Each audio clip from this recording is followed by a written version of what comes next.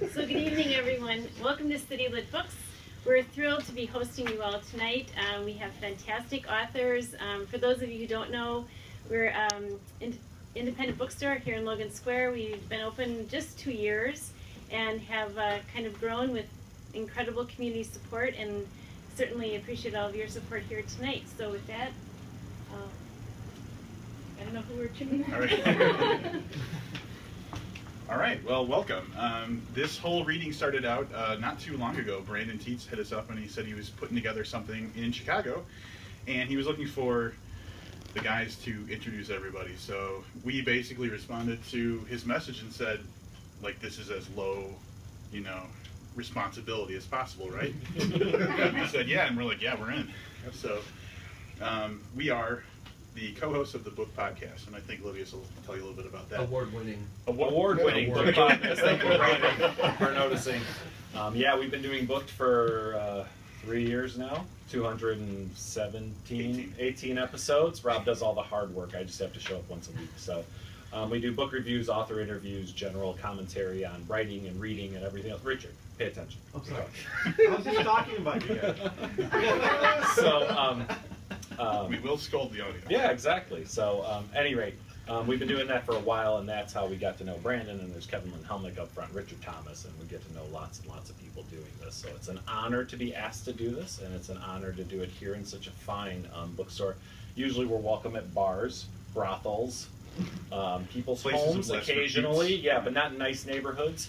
So it's great to do this. So without further ado, I think we should just announce the first reader. Is that what we're doing?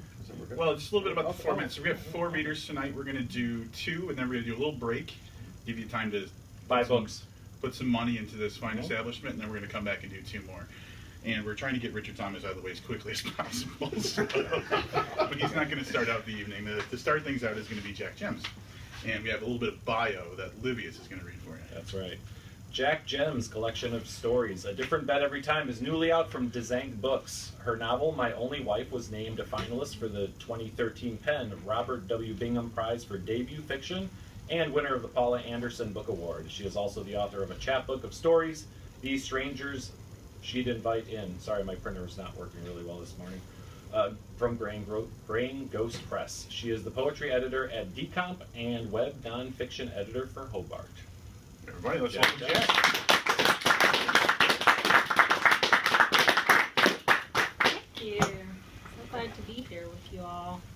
I'm going to read a book. I'm going to read the whole book to you. Get comfortable. I'm going to read a story from the new book, which I actually lied, is not quite out. It'll be out October 14th. But this story is called The Wrong Sister. Okay.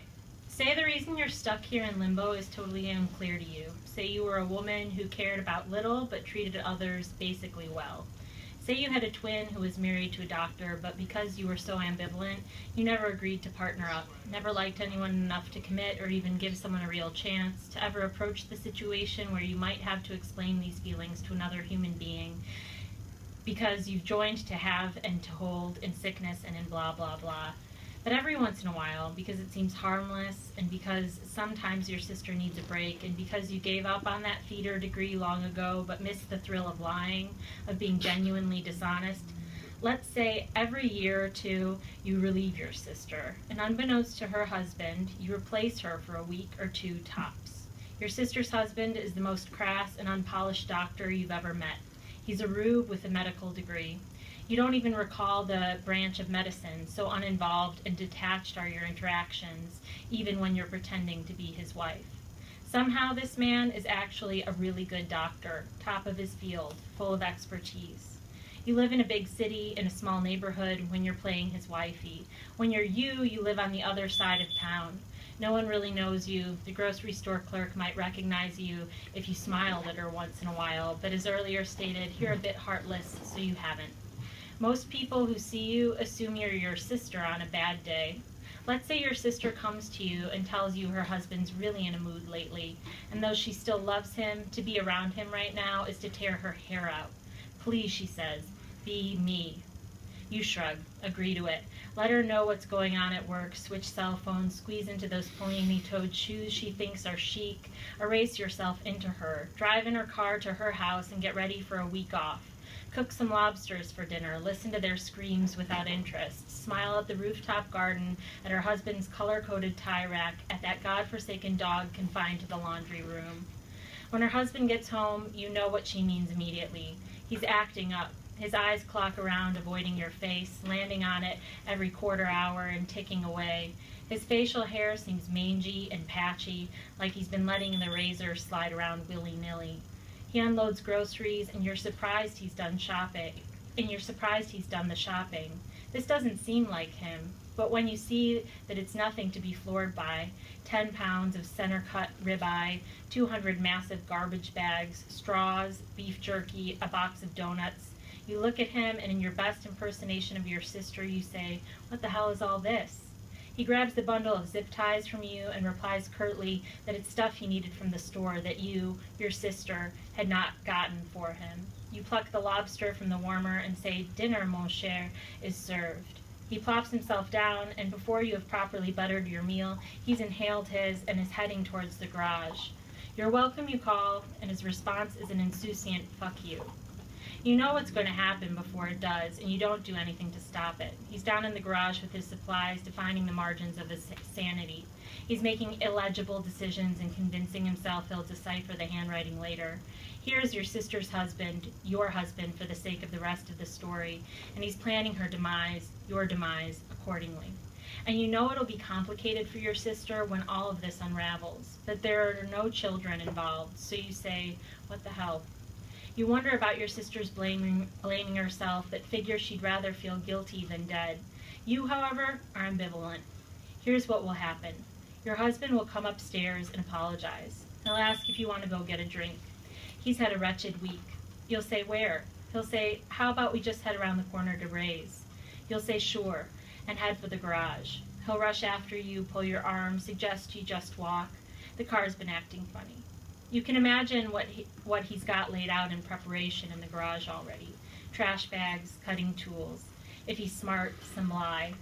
God love this man and his nutty streaks. He has no idea anyone is on to him, least of all his victim. You think how foolish he is to do it in the garage. The concrete will stain. But it's not your problem.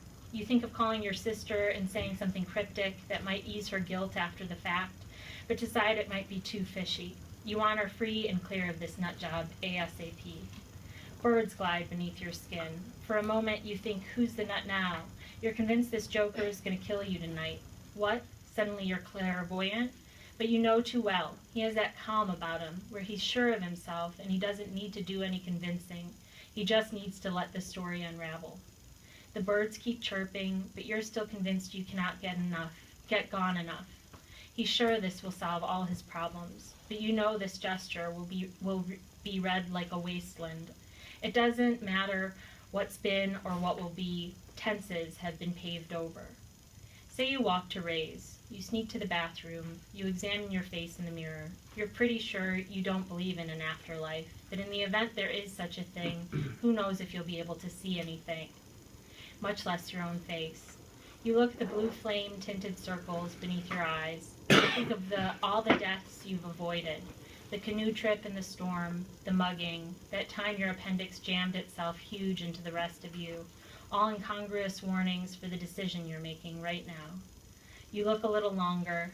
No, you're not getting sentimental, but you want to make sure there's enough time for the sedative to dissolve in your drink. You don't want to wake too early to a gray, foggy cloud of your own bright scarlet. You don't want to see the brownish tint of you as the yellow pages sop up your gore. You emerge, and the bartender gives you a look like he has a secret he knows he should tell you, but you look away quickly so he doesn't feel implicated. The whiskey barks down your throat all familiar-like, but husband is all fanned eyebrows and tilted breath.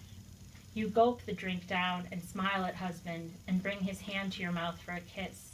It is sweaty, but you make nothing of it. The rest is blurry. You get loopy and other patrons notice. Husband takes you home. He butchers your somnolent self like a fine-boned rabbit. He flushes 14 pounds of you down the toilet.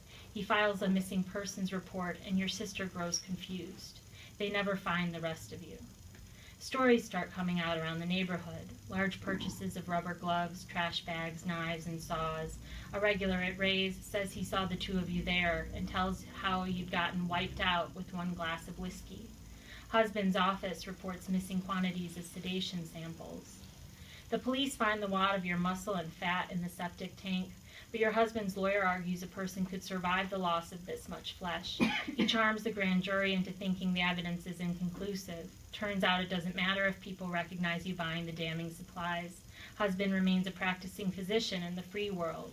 Your sister can see what happened, and as soon as the trial is over, she runs as far as possible to start a new life. About a day after you're chopped to bits, you wake up in some mental state at Ray's, bodiless. This must be the ghost life, you think, but you never cared about anything. What could you have to settle? And here? Say this boredom is eternal. Well, then you think half-heartedly. All these men are stuck smoking with the wrong sister. Thanks.